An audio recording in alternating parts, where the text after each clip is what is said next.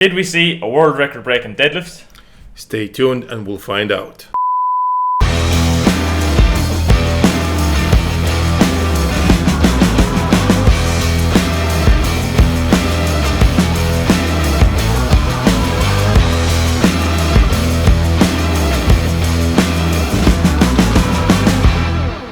The 2022 Giants Live Open and World Deadlift Championships were held yesterday on the 6th of August in Cardiff. So we didn't see a 505 kilo deadlift. However, Rauno Heinle broke the record for the Masters deadlift record. 476 kilos. Yes. That's so much weight. So much weight. For his age. One thing with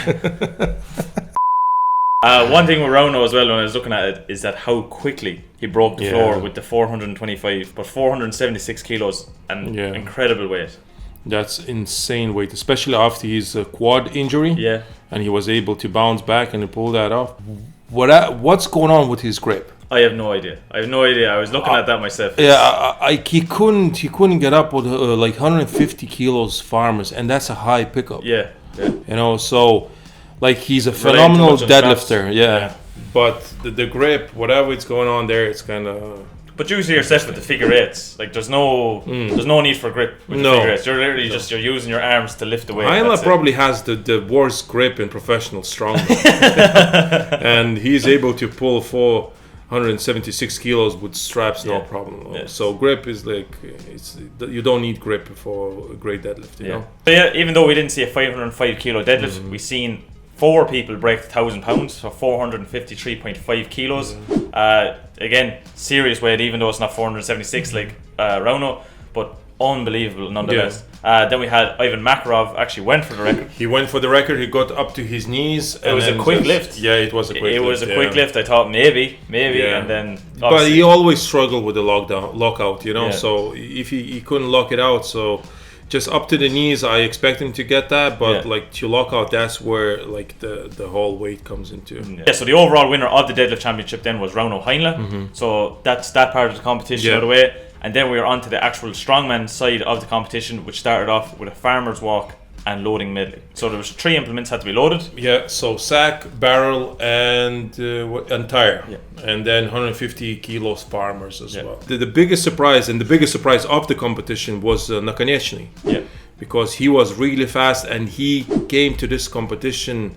You can see it like way lighter than the last time he competed. He wasn't as big, but he was so lean and fast on his feet. So he's still like, look, he's a little bit lighter, but still is able to pull 453 kilos deadlift. So it goes to show, like, I think if he stays injury free, he's one of the people who will break the world record in deadlift. He attempted it last year. He was very quick. Yeah, his form didn't look that much. He probably knew himself that he wasn't going to lift it. But I think when he gets his technique down, when he gets that extra bit of weight, he just needs, in my opinion, he just needs a bit more strongman competition under his belt, you know. And overall, he'll be strong, and maybe that will help him to get to that 505 kilos deadlift. So the top 3 then in the farmer's walk and loading medley was Nakonieczny in first, we had Hooper in second, and then we had Evan Singleton in third. After the farmer's walk, then we had the log lift, 150 kilo log lift.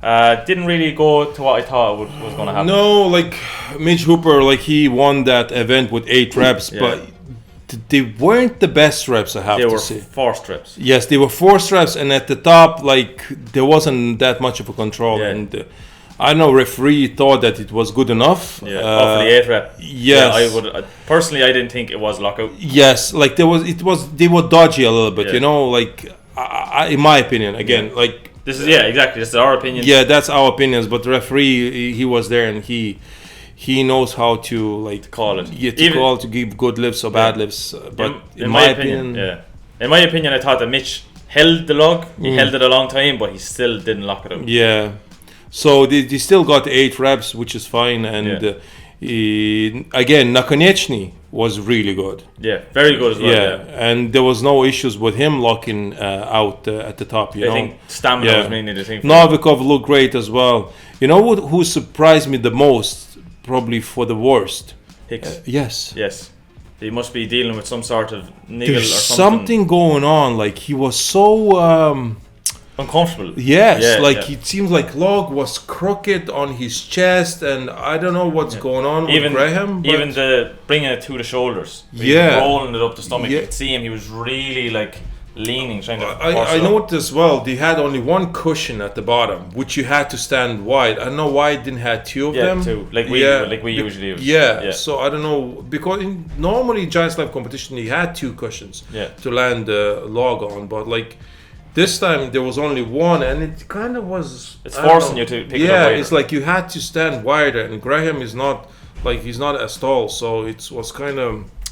He was struggled with that, but even at the top when he rolled it up, he was like just a little bit off. I don't know what is it. Seems like he's healthy now, but when it comes to log, and usually that's his probably best event. Yeah, that's it exactly. I would have thought that hands down Graham would have won that event. Yeah, hopefully he will address that, in the future. But as like he said himself, he won't actually, I think, be back till January. He said himself he's going on a long holiday now with the family, which after this competition is probably needed. Deserving. So very surprising for Graham. But like we were saying at the start, Mitchell Hooper took the event with 8 reps, and then we went on to the 4th event of the competition, which was the front hold. Yeah. Very, very horrible event. Like it's not. Yeah. No one. I don't think anyone likes the front hold. We tried it here one day in the gym. Yeah. And I'm not a big fan at all. No. That was one of my probably weakest. Events with the shoulders that you had. Just my left shoulder, the left side wasn't great, so he wasn't able to. The stamina wasn't there. So one thing I noticed with the front hold was that the referees were very, very strict. On the way that you had to hold the hammer. So even no tilting. Your wrist position. So everything had to be completely straight. Arms completely straight. And to be fair, they really, really focused in on it. Yeah. But as you can see from the times, there was one clear winner by a good amount, and that was Mitchell Hooper. Again, so 54 seconds he held it for. Absolutely crazy. Again, like he's showing that he probably deserved to be in Giants Live this year, even though he only came onto the scene back in May for the World's Strongest Man. So even though we were saying about Hicks with the log lift, we thought maybe something was up. Shoulder strength is obviously still there. No, he's still there. Able to lift 50 seconds for the front hold. But then on to the final event of the day, which was the Atlas Stones. We had the lighter set of Atlas Stones, so going from 100 to 180 kilos instead of the 200 kilos, which was probably very good considering the competition was so heavy. Just because of the deadlifts at the start, so it was the right call. I think he stayed with the lightest set of stones. Nakanichny 17.6 seconds. Nakanichny and Hooper were fighting for the first place, and Hooper made a couple of mistakes. Nakanichny was like really smooth, and he just destroyed the stones. It wasn't the record time, and even after that, he said he wanted to go for the record. He wanted to break Stallman's record. 16.8 seconds or something. I don't know. Can he do that? Maybe, but Tom, pretty much, in my opinion, is the best stone lifter. So at the moment, he's probably the best stone lifter in strongman history. He's so smooth. So Nakanichny still was a bit like unstable, but again, the more competition he will have on his belt, the better he'll get. The one person that surprised me the most was Gavin Bilton, at how quick he was. 18.5 seconds. Like he just destroyed the stones, and you could see afterwards that he was really happy with cheering to the Welsh crowd. Obviously, his home crowd. Unbelievable. I thought Gavin throughout the whole competition was very good. Like he was decent. He's getting better. He still looks massive, 190 kilos. It's crazy. But he still looks way healthier, even at 180. To me, he even improved a good bit since UK Strongest Man. So hopefully he'll still stick with that path, and he'll get even better. It's healthier. It's better for him. He obviously is going to help him as a strongman himself. No, talking about healthy thing. So. Exactly. So like we were saying about healthy, unlike Gavin Bilton, we had Evan Singleton who unfortunately had to be rushed to hospital. It's unclear at the moment, I think, what's actually after happening to Evan. I'm afraid that something else like worse can happen, so I don't know why. What did he say in an interview that they can't find what's wrong with him? But I just don't buy it. I think they because at this point he just can't finish the competition. No. He was blacking out, he says, during the medley, when he had tire up. So something to do with the cardio. Is it his heart? Cardiovascular or something? I don't know, but it's kind of scary. And I think he needs to take the rest of the year off and just go through the doctors and try to figure out what's the problem, because what's the point of competing and if you can't even finish the competition, and every time you have to be helped by medical staff or rush to hospital. It just doesn't make sense. To be fair to Evan, like you were saying in yesterday's video, if you haven't seen it, click the link below and check it out. But basically Evan, he's stayed in England. He's trained in England. He's been using the implements. He's trying to get better with the implements. But he just can't. He's not. There's you can do all these things, but if there's something wrong with your health, you have to address it. You have to address it, because it can lead to other problems that can end up ending your career completely at that point. And it's not Evan is a great strongman and still have probably plenty of, but based on what his performance last year he was so good. Yes, consistent. Yes, so consistent. Blew the competition away.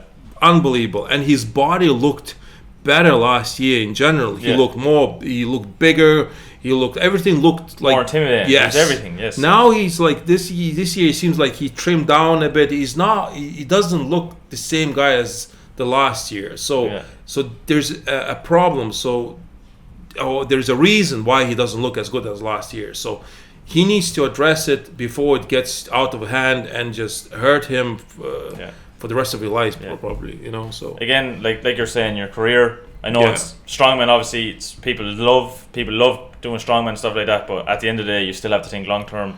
After strongman, living your life. I know it's hard. I was the same, kind of putting all the eggs in one basket, and you want to but it's only a handful of people who can actually do that and be able to make the living out of it, And if Evan wants to keep doing that and make he needs to address. He really needs to sit down with himself. He needs to go to doctors to have a chat. He needs to figure out what's going on with his body. Other than that, it's just at this point it's pointless for him even to compete if he can't finish the competition. Agree, 100% agree.